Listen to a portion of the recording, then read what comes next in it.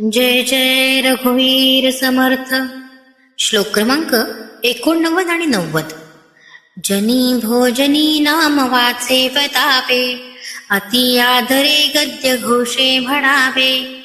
हरी चिंतने अन्न जेवी तसावे, तरी श्री हरी पाविचे तो स्वभावे.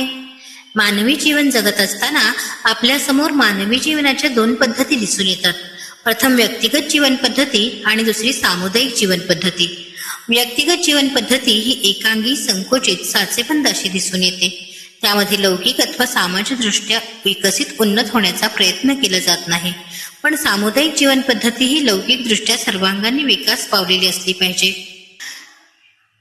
ज्या ठिकाणी सामुदायिक भोजनाचा उपक्रम चालू असेल त्या ठिकाणी भगवंताचे नामस्मरण घेतले पाहिजे. साधू संतांचे धार्मिक श्लोक गोड स्वरात गरजून म्हटले पाहिजेत.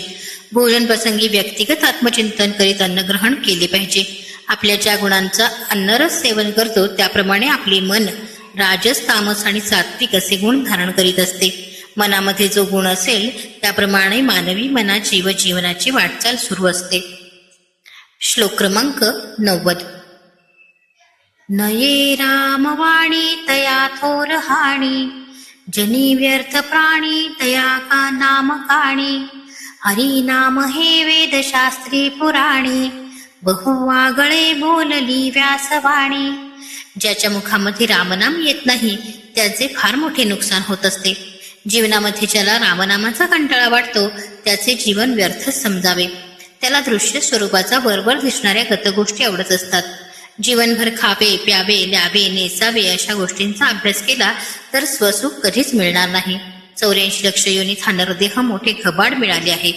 या नरदेहातच शुद्ध बुद्धीचा उपयोग करून परमात्मा स्वरूपाची प्राप्ती करून घेता येते. जीवनामध्ये श्रीहरीची भक्ती करावी, मुखाने सतत ईश्वराचे नाम घ्यावे असे वेदवाणी सांगत आहे. धर्मशास्त्रांनी अत्यंत सुलभ असणाऱ्या नामाचा महिमा सांगितला. भगवान वेदव्यासांनी 18 पुराणे लिहिली. त्या पुराणांमध्ये भगवंताचा नाममहिमा अधिक सांगितला आहे.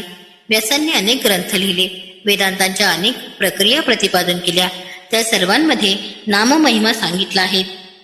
व्यासांनी सामान्य भक्तांकरता नाममहिमा सांगितला.